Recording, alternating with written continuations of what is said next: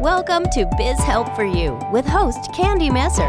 Entrepreneurs like to focus on the big picture, like profitability, success, and a smooth-running organization. But there always seems to be those little things like taxes, employee compensation, laws, regulations, and more. Now you can get the answers you need in one place. Join us today as we break it all down for you. Now, here's your host, Candy Messer.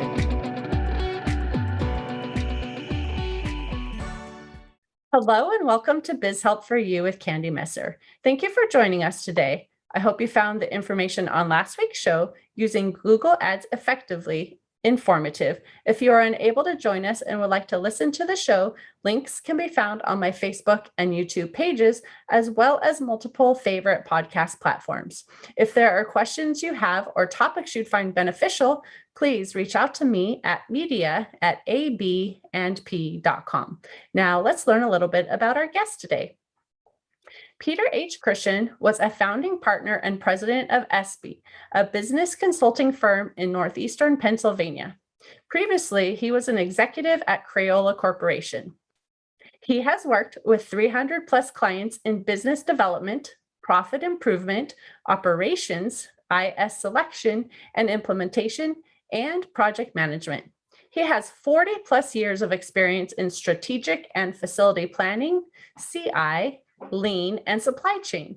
He has helped companies to realize millions of dollars in cost reductions and profit improvements, adding and retaining thousands of jobs. He has authored the Amazon best-selling business books, What About the Vermin Problem? And Influences and Influencers, and is published in a variety of professional magazines. So welcome to the show. Great. Thank you for having me. I'm so glad to have you too. This is going to be an interesting topic, one I don't know as much about, but I thought it would be great for our listeners to actually hear and understand as well. But before I get into questions that I have for you, I would love for you to tell us just a little bit more about yourself and how you got into doing what you're doing. Okay.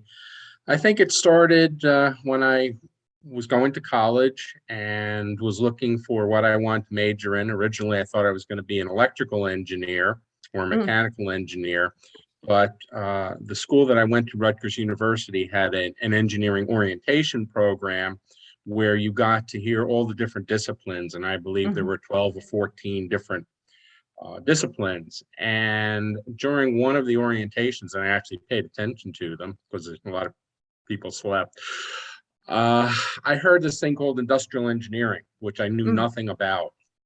And it was really interesting to me because what the person who was talking about it said was, it wasn't just technical, it dealt with people and processes. And that was really of interest to me because I didn't want to be one of those engineers who did all the technical stuff, sat behind a board or desk or whatever, and didn't really interact with people. So I learned more about it. I went home, said to my folks, guess what? I hadn't really declared my major yet, but I said, this is where I'd like to go. They didn't know much about it, and they thought it was interesting too. So that was kind of the genesis for doing it. I studied there, and then I studied a bit more at Lehigh University, did my graduate work, and then got into the working world. And what I found out was industrial engineering touches a lot of different aspects of companies.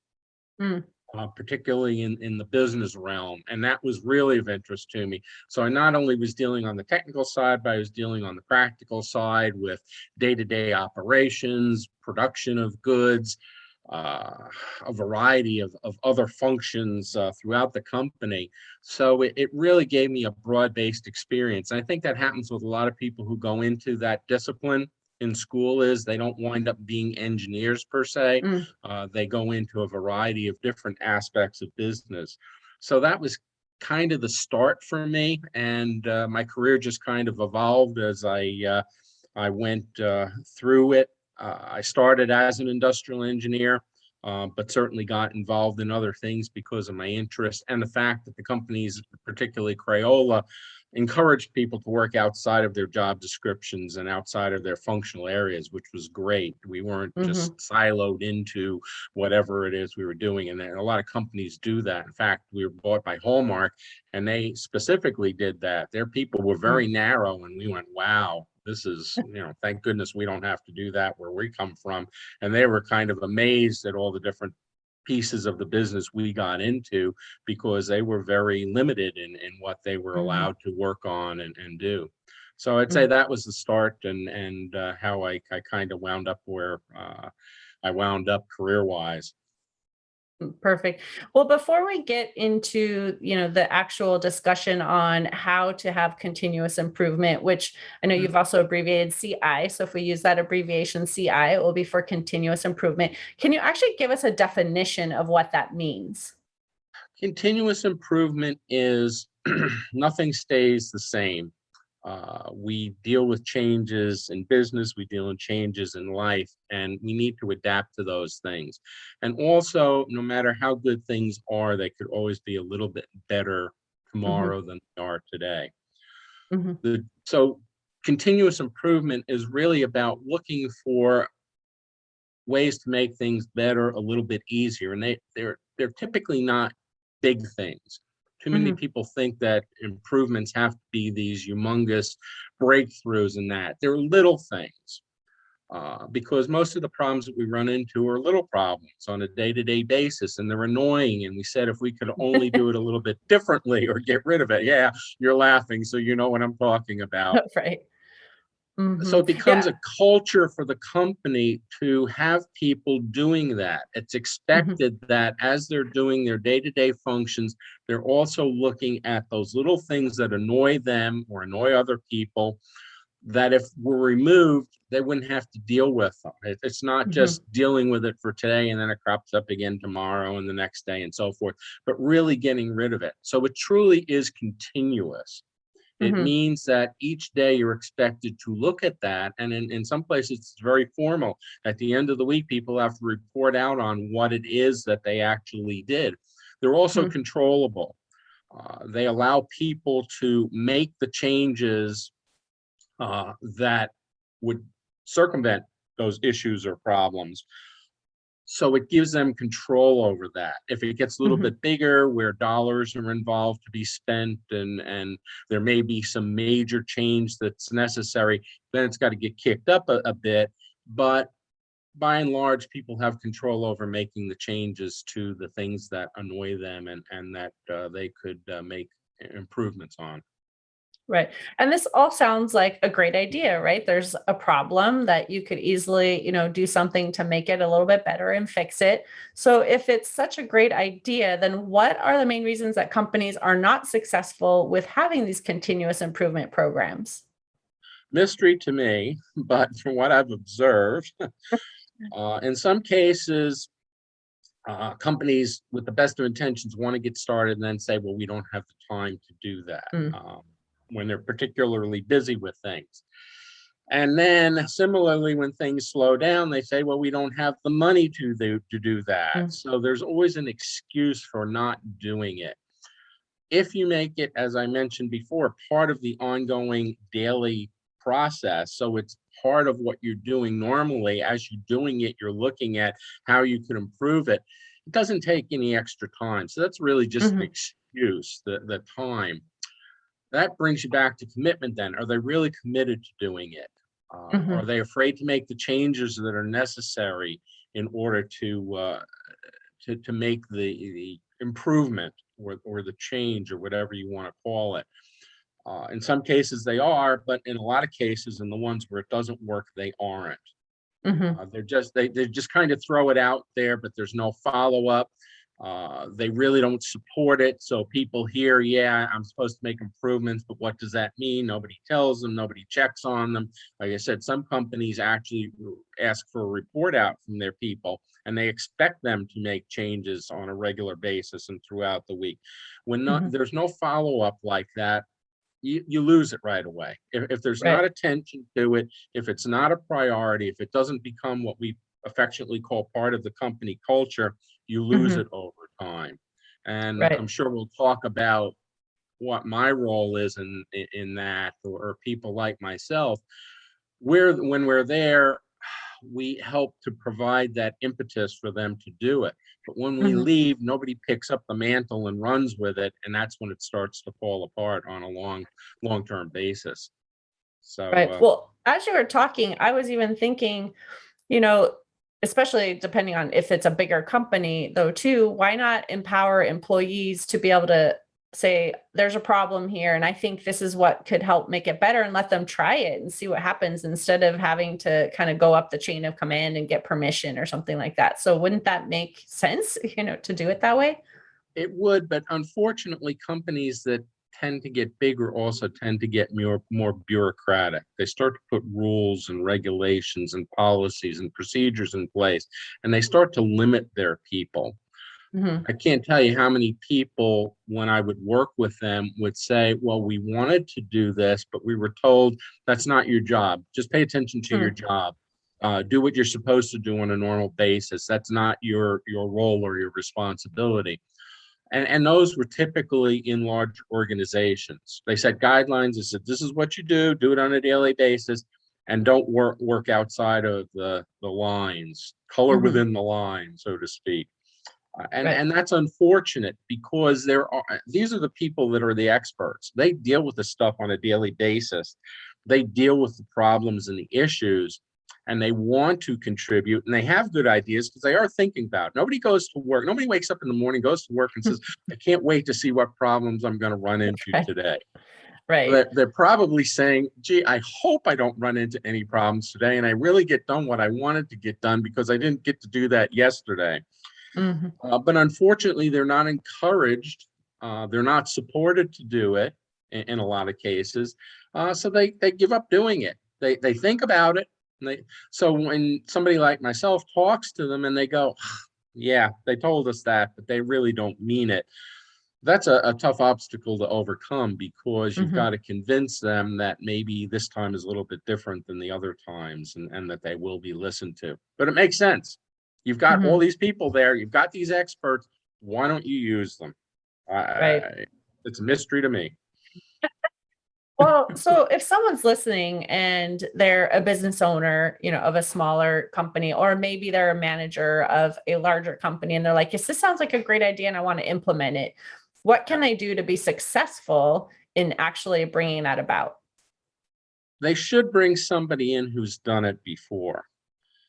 With anything that's new, if you try it on yourself, I watch all these programs with the DUI. I was just watching one the other day. It's called Help I Ruin My House or something, with all these DIY projects where they Mm, go online and they go, oh, I can do that. And then they find out they can't do it, hmm. or they cause a problem or that. So it's not so bad to bring somebody in who's done it before, who has a track record, who can work with you and help to get the program started on the right foot. That Hmm. doesn't say that you can't do it on your own if you're really committed and you spend the time and so forth. But again, it gets back to that time issue. People start it and then they get distracted. They get another priority. They don't do it on a continuous basis, and it starts to fall apart. But if you bring somebody in and you really listen to that person and do what they tell you to do and work with them, you have a lot better chance for success. And there are plenty of people out there. I mean, there's tons of consultants. Hard part is to find the good one. So again, Hmm. you've got to vet properly and make sure you get somebody who really has done that, and has a proven track record, because you could get people who just want to take your money and leave. And Right. unfortunately, there's too many people like that. So Mm, getting started on the right foot. Don't just read about it and go, oh, I can do that. That sounds easy too. It's easy, but sometimes it's harder than you think it is. right. So are there other resources too, besides having a consultant that can help, obviously track and make sure and implement everything that's happening? Are there other resources too that can help companies be successful in this area? Or is it mainly bringing in a consultant who can help implement? Well, again, there's tons of literature, there's tons of seminars you can go Mm, to, or classes, a variety of things. I mean, we're in the information age. My goodness. I mm, remember growing up when you used to have to go to the library and search for that right. one reference book that everybody else had too, and you couldn't find it. Mm, Now you go on your laptop and you Google it, or whatever search engine you want to use, but primarily Google. And the world is at your fingertips. There's so much Mhm. information and so many people talking about. In fact, at some point, it may even be overload. But there's plenty of information out there. There's plenty of organizations that you deal with professional where you can talk to other people and you find somebody who is working the program and doing it successfully, and you talk to that person, so you network and you find out from people. There's just such a variety of information, so it's surprising to me that more companies aren't doing it and doing it well. Mhm. Just again, it's a mystery. I can't totally explain it. I wish I could, because there's certainly no excuse other than getting back to that commitment thing, that people aren't committed to really doing it, or do it for a short time and then think, well, that's it. It's continuous improvement. It's never Mhm. ending. It's going to go forever and ever and ever. And I had that when I worked at Crayola before it was fashionable. We didn't know what we called it. We just knew that we wanted to make improvements on an ongoing basis, and we stuck at it. The president of the company would point at companies around us that were failing, like Bethlehem Steel, because I worked in the Lehigh Valley. Bethlehem Steel failed, and he said, we are never going to be like that. Mm. So, and we found that in order to not be like that, you needed to keep up with the times, you needed to make changes, you needed to make improvements. And we did that. And then when it became fashionable, we went, oh, so that's what we were doing all that time. Okay. Well, it was a good thing, I guess, then. Maybe we should have patented it and sold it ourselves and made a lot of money on it. So if someone realizes now, yes, I need to bring in a consultant to help because I just don't have time or I don't know how to implement this, like how would they know that somebody has a good track record and they're the right fit for their company? Again, if you're involved with professional organizations and with other companies where you have people who you know and trust, their advice, you can ask them. Who do you know? Who have you used? Who do you know who knows somebody who's used it? And then when you don't just rely on that, when you get the person or persons in, because you may be making a decision on two or three or four different individuals, ask for references and Mhm. then talk to those companies, maybe even get to visit them. What was great about me with working with companies was I established such a good relationship with some that if I had another company who was not a competitor of theirs or wasn't in the same industry, and I asked if they could come and visit to talk about a particular program or a project or whatever, my clients would let them in, Mm. and they would do it with welcome arms because they were proud to talk about the improvements they had made and the programs they had and so forth. So there's a lot of good sharing out there in industry. You just have to Mhm. ask. All Mhm. right. If you don't ask, then chances are good you won't find out, or you won't know, or you won't get what you need. But you do your homework, you do your research.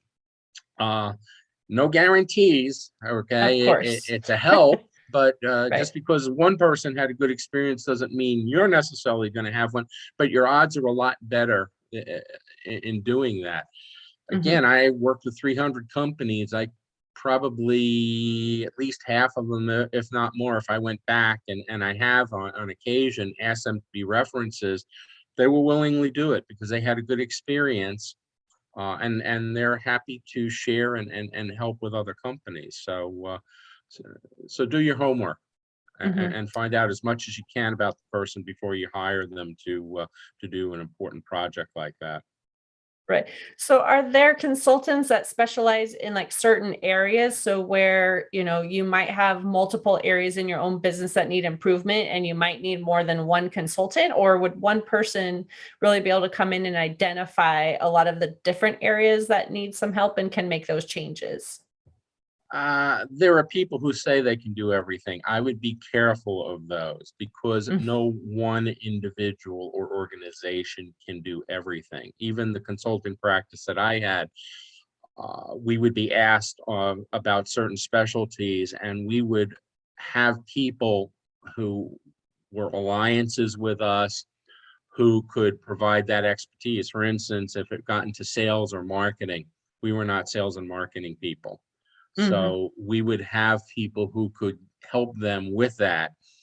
And again, if you've established a good rapport relationship with your client and they trust you, then they will take your recommendation and they will engage that person or organization or whatever the case may be.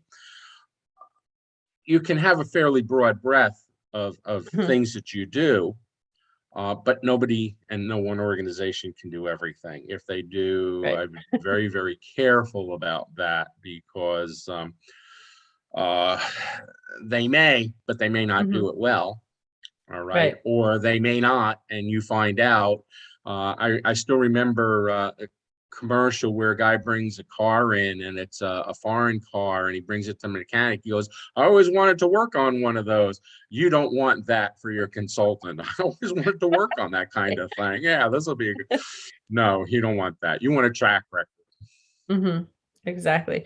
So, I mean, are there ways that you can get specific numbers that can be shared again to like identify what that track record is? Like, does someone come in and say, I improved efficiency by 10%? Again, like, I don't know what type of information I would even ask for as support to say, is this something that you're really good at? So, what's like typical information that we would be asking for as someone searching for that consultant, or what would you normally offer as support for the fact that you've helped so many people be successful? If you're going to hand out references as a consultant, you should be talking to those references first. Hmm. One, so that you know what you are allowed to say and what you aren't allowed to say. Because a lot of them are private organizations, they don't publicly promote their information. Hmm. They're privately held, so they're very careful about the information that they want to share, and certainly that they want you to share. So you find out what you're allowed to say and what you're not allowed to say.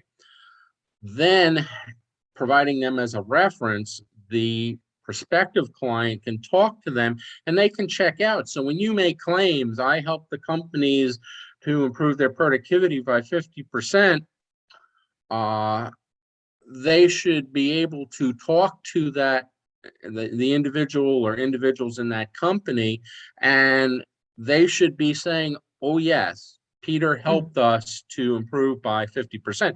Ideally they would say, oh, he's being humble here, we really improved by 75%. Hmm. He did better than what he's telling you. That would be wonderful.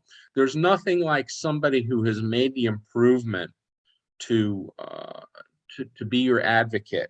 It's one Hmm. thing for you to say something. It's 10 times more powerful when somebody else who you've worked with speaks on your behalf. I had Hmm. one client in the food industry, and they knew about the one company I worked with that was a large pork producer, and they said, we would really like to talk to them. Well, the people I had dealt with had kind of scattered, but I Hmm. was able to locate the one fellow who I worked with, and I got in touch with him, and I said, they really would like to talk to you. Would you be willing to do it? And here's what they have on their mind. He said, absolutely. Again, great relationship. So he did. And then they called me up and said, we had a nice conversation with Tom, and he told us everything about you and how great the experience was. We're ready to sign and to get Hmm. going with you. So again, when you have somebody who's talking on your behalf, it's so much more powerful. You can say anything you want about Right. yourself, Right. you know? Hmm. And unfortunately, if you're not truthful, they will find out in the worst possible way that you weren't truthful. But somebody else isn't going to lie for you, Hmm. especially in a large and success or even a small and successful company. They're not going to lie on your behalf. Right. Right. There's Yeah. no I guess I reason was for them just to do that. Yeah. right. Yeah. I was just wondering, as from someone from my side of the coin, like if I'm going to be looking for someone, if you can't get those, which ideally testimonials are what you can get, what other type of information might, we ask for as proof, if there's anything really other than testimonials that could be used to prove the success of that consultant. The information is out there. You got to pick and you choose what you want to believe. The Hmm. best to me is to talk to people who have been through the experience, Right. and they can tell you. And believe me, I dealt with some people who are very honest. All right. Hmm. If they didn't think that they had a good experience, they will tell you they didn't have a good experience. Mhm. Uh, and of course, you have to decide what you want your prospective client to hear or not to hear. You would hope that they would say all good things, but they may say, but there's some cautions in here. You know, Pete might have been a little difficult in this area, so you might have to watch him or manage him a little bit, but that's okay. At least you Right. go in knowing what to expect. Because again, we're not all perfect creatures, Mhm. and even the best of projects had some issues to them. So if Right. they can tell you it ain't all hunky dory, there's going to be some bumps in the road, and just be ready for them. But guess what? He'll stick with you, or his company will stick with you, and they'll work it out if it happens. That's all you can expect from that. Right. And just because one company had tremendous success doesn't mean you're going to have necessarily the same success. Hopefully, it'll be Right. better or the same, but you might be a little bit less than them. That doesn't mean it was Mhm. terrible. It just Right. means each situation is a little bit different, and you Mhm. get what you get out of it.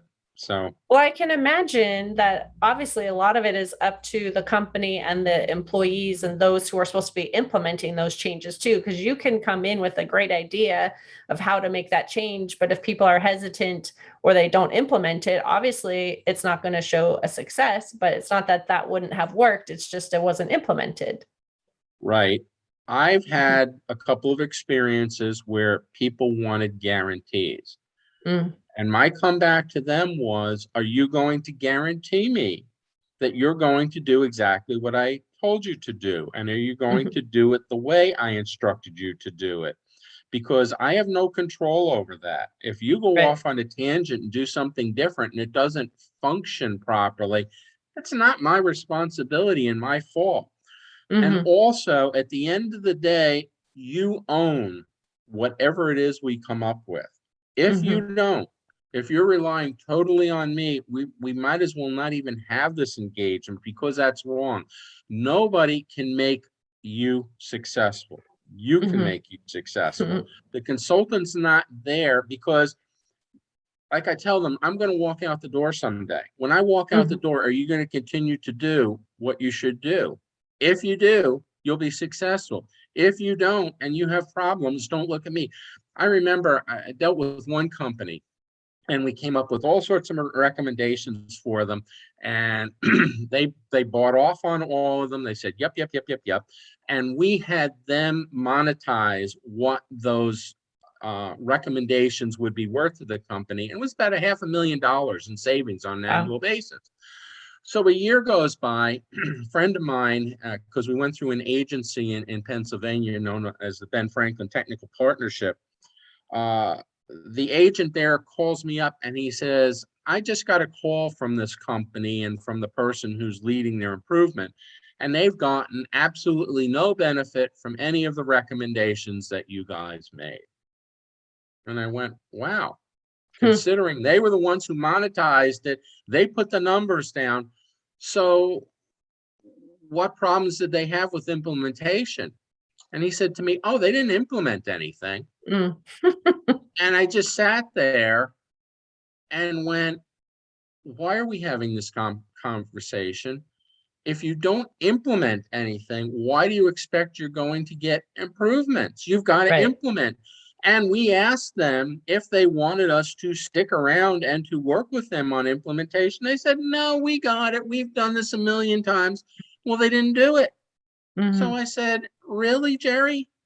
Why are we having this conversation? You were to go back and say, you people are ridiculous. Of course, you're not getting any benefit. You got to implement. And if you can't Right. do it, bring them back in and let them help. Well, they didn't. And they went away. And I just sat there shaking my head going, that was like surreal. I just Mhm. couldn't believe that. You know, there's that old saying about insanity is doing the same thing over again, And expecting different expecting. results. Well, if you don't do Yes, anything, that's insanity too, and expecting to get different results. exactly. So you never know. Again, it's a mystery to me. I keep saying that there are a lot of mysteries in life. Someday I may discover what they all are, but for now they're still mysteries. So Right. So companies obviously might have the best intentions and then don't implement, as we just heard, but can they survive without having continuous improvements, or how long can they go without having some impact that's going to negatively affect them that may potentially, result in them shutting down? Sure. Yeah, companies can survive. They're not going to do as well as they could be doing Hmm. because again, they're running into those daily problems. And when you're firefighting, when you're solving problems on a regular basis, that's taking away from your growth, from doing the things that you want to be doing that would promote growth. And in some cases, it may be taking away from your growth because every Hmm. problem you have to solve takes time and money and effort, which could be spent elsewhere on more productive things. And companies can fumble and stumble along for quite a period of time without making the changes. Most of the companies in the US probably do that. Uh, but it could be better. Hmm. And that's the kind of companies I want to work with who want it to be better. And when they do, they grow by leaps and bounds. I had one client in 2008. He was renting a facility. He had outgrown the facility. He didn't want to re-rent it. The space was the same size and so forth. So I personally helped him to find a new facility that he actually bought, renovated, and was working his business. Now, 2008, if you remember, was not a great year for Right. business. We had the Hmm. mortgage crisis. Lending institutions stopped lending to almost everybody. He was told by a number of people, "You really don't want to do this," but he had made his mind up that he was going to. He followed through with it, and within 2 years, his business was 10 times bigger than it was when I Wow. started with him, because he took that leap of faith and he wanted to do it, and he was committed to it, and he did the things that he was supposed to do, and he prospered because of it. Now, not everybody is going to have that kind of success, but Right. he did because of commitment. Hmm. When he was committed to it, and he was a tough guy.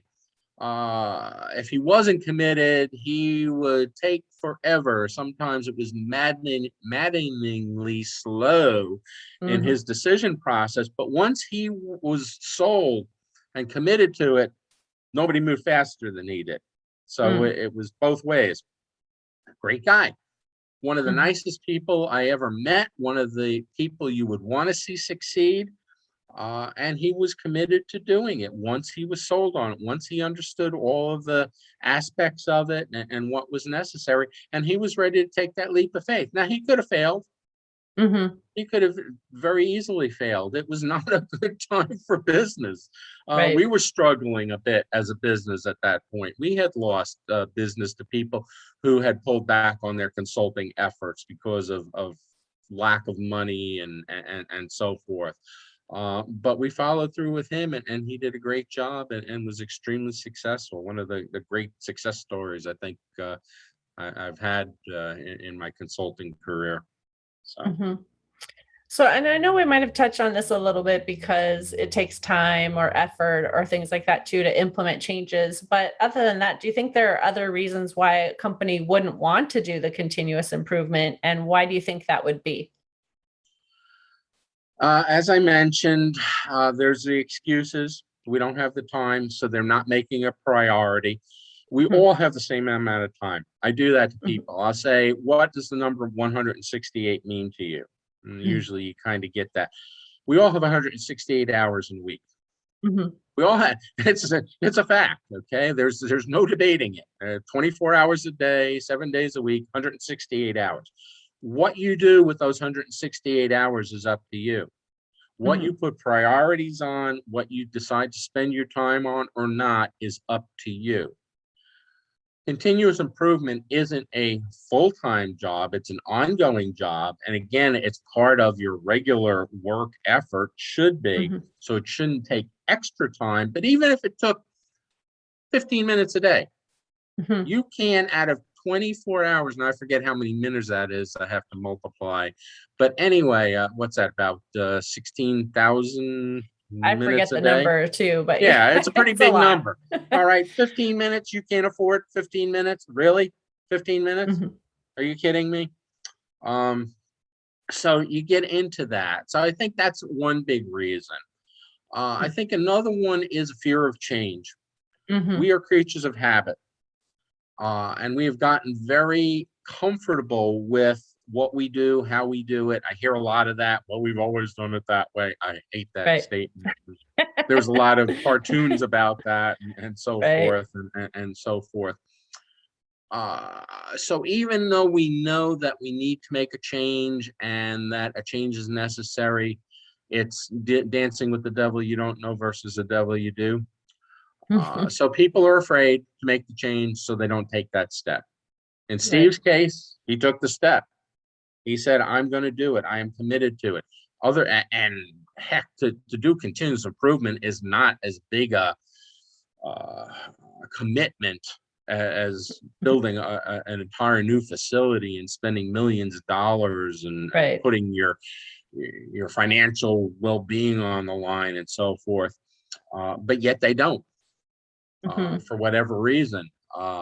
Others think they know everything, and they Mm. bring somebody like myself in to prove to themselves that they're really as smart, if not smarter, than the consultant they brought in. And I've run into a couple of people like that too. Mm. And why they want to do that, I don't know. Because my feeling is if you're really smart, it shows because you do smart things and you get good results. When you got to tell everybody or prove to them how smart you are, you probably aren't as smart as you think you are. Mm-hmm. But unfortunately, there are people like that in this world. They also are probably the originators of the company. They founded it. They've put things in place. They don't want to see those things change because they think they're Right. wonderful because it was their idea. Uh, so they hold on to it.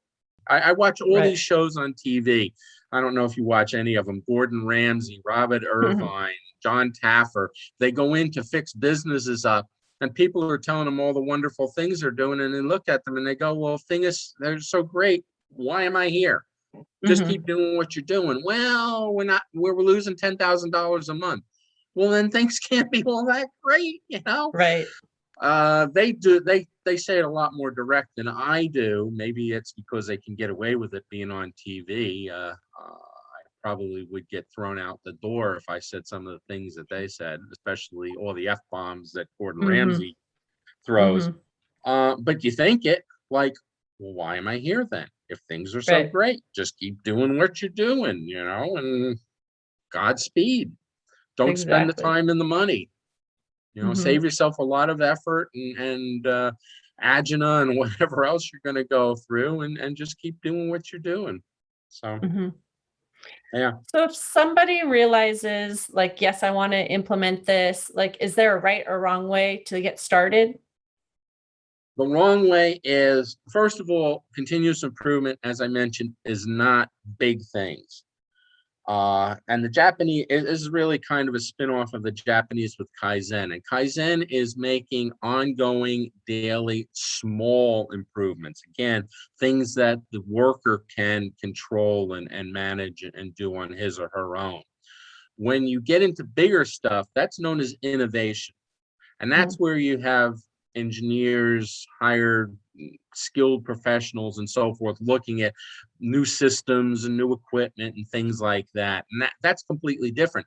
Where continuous improvement kicks in is once that new stuff is brought in, again, it's a change and everything isn't perfect. So the Kaizen kicks in because problems will crop up with it or whatever it is you're doing. And the workers then take that over and make those small improvements to get it to function the way you hoped it would and the way it's expected to. So you don't want to do big things. You don't want to do big things to start with. You Mhm. want to do small things. You want to get used to it because, again, it's a new process for the people and for the company. So you want to get your feet wet. You don't want to start drowning. It's not get thrown in the pool and learn how to swim type of thing. It's Right. dip your toes in the water. Okay, go up to your knees, go up to your waist. All right. maybe put flotation devices on. But you want small victories. You want to get comfortable with it. You want to see that it's working well and that you can do it. Get comfortable with it. But the ones who charge in and they're going to change everything in the world, and that failure. You don't want to do that. The other thing is, again, if you can have somebody who's done this already, who can guide you and listen to them, that's the right thing to do. If you just plunge headlong into it, and then at the first sign of trouble, and there probably will be, as with all new implementations, you bail on it, not a good thing to do. So you start slow, you work your way up, bring in somebody who can help you, who's done it before, and who you trust and will rely on. Don't try to change the world in a day. And there is no such thing, in spite of Harry Potter and everything else, the magic wands that you can just go and everything will be wonderful. I think the last thing is own it. You've got to own it. Nobody is going to make you successful. You are going to make you successful.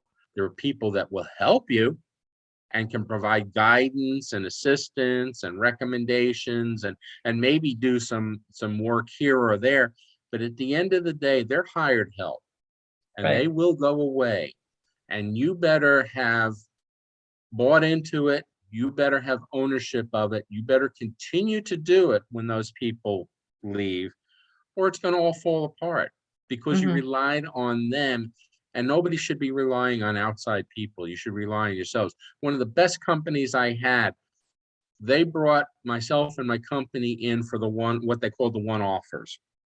It was projects that were outside of their normal scope, wasn't on the day-to-day basis. Maybe it was a one-time thing, or it was going to become part of their daily routine, but they weren't familiar with it. So they brought us in. They would assign people to work with us who then would take charge of the program once we had gotten to a certain point, and then it became part of their daily routine. And they were extremely successful and continued to grow. And I would say virtually every project we did with them was a success because they took a different approach to it.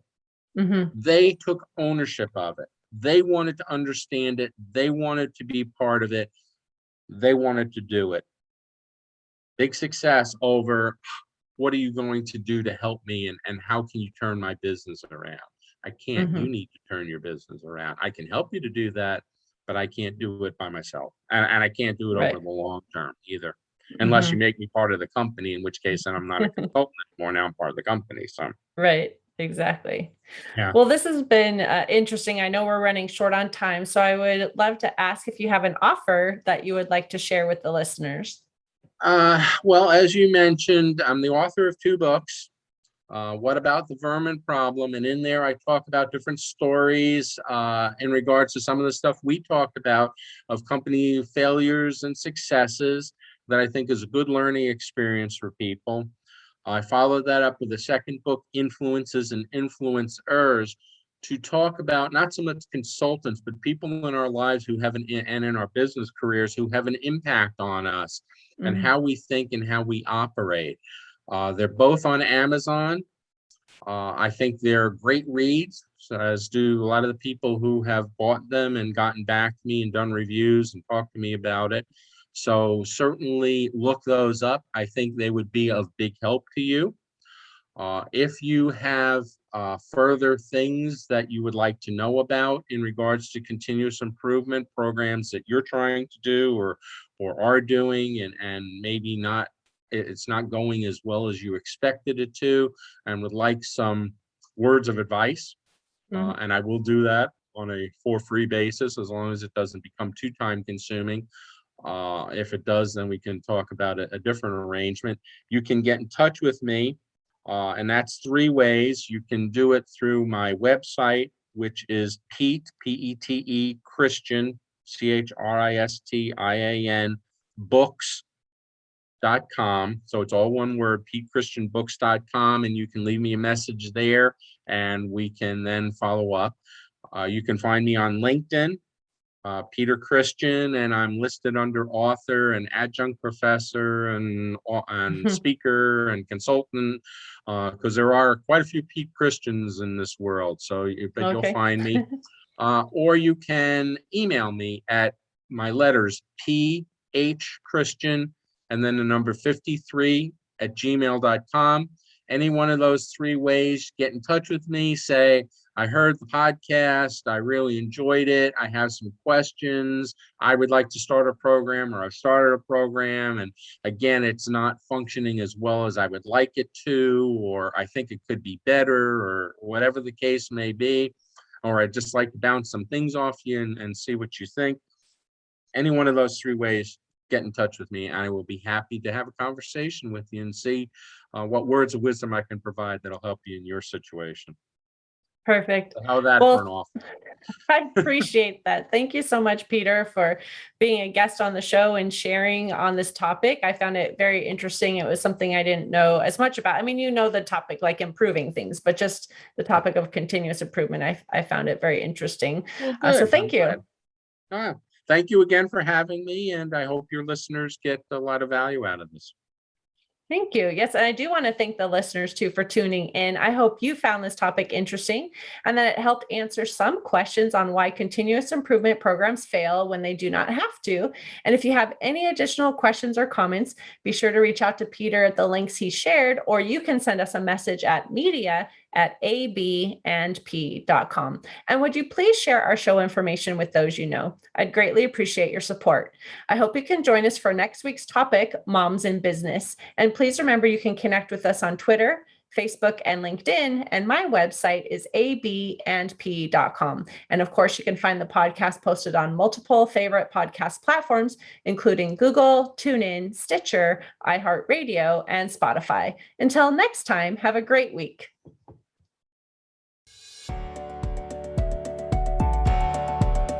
Thank you for listening to Biz Help for You. Please join your host, Candy Messer, again next Tuesday. Have a terrific week.